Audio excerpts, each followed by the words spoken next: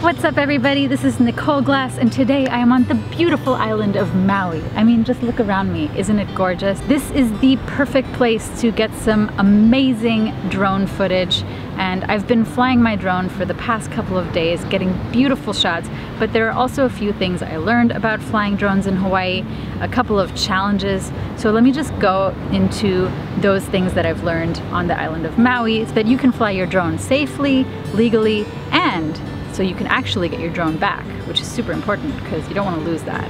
So let's get right into it.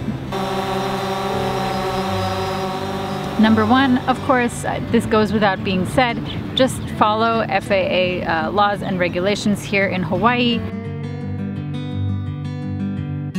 If you are flying recreationally, that means register your drone with the FAA, fly within visual line of sight, give way to manned aircraft, avoid flying within 5 miles of an airport or notify the airport and air traffic control tower.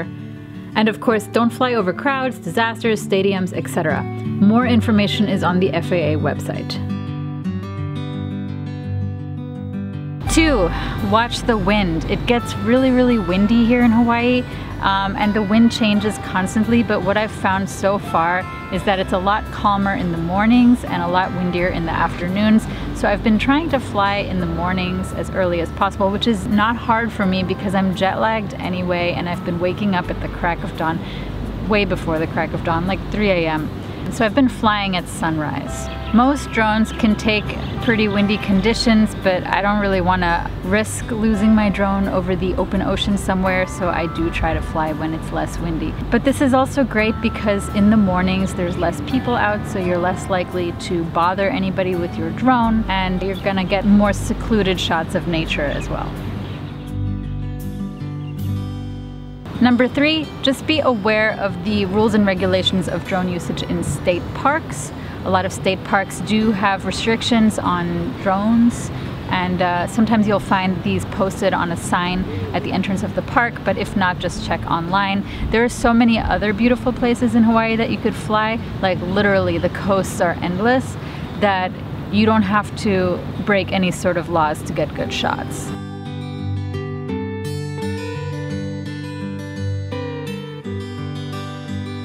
Make sure you don't fly near any airports. You have to be really careful because the Hawaiian Islands are very small compared to the mainland. So it's easy to find yourself within 5 miles of an airport. So definitely check your map, make sure you are at least 5 miles away from the nearest airport. You don't want to get in any sort of trouble with that. Next, make sure you watch out for other flying objects. What I've noticed is that there are helicopters flying all over Maui.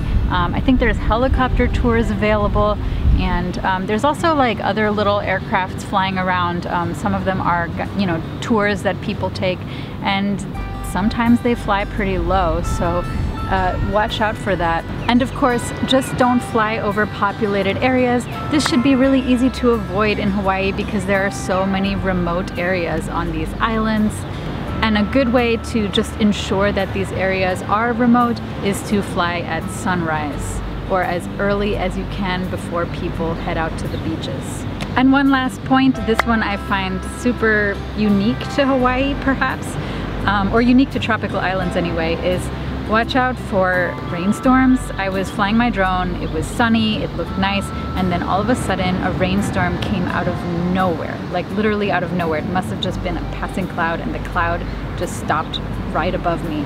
And I got drenched, and my drone was getting drenched, and I was trying to bring it down as fast as possible, but by the time the drone came down, it was also drenched.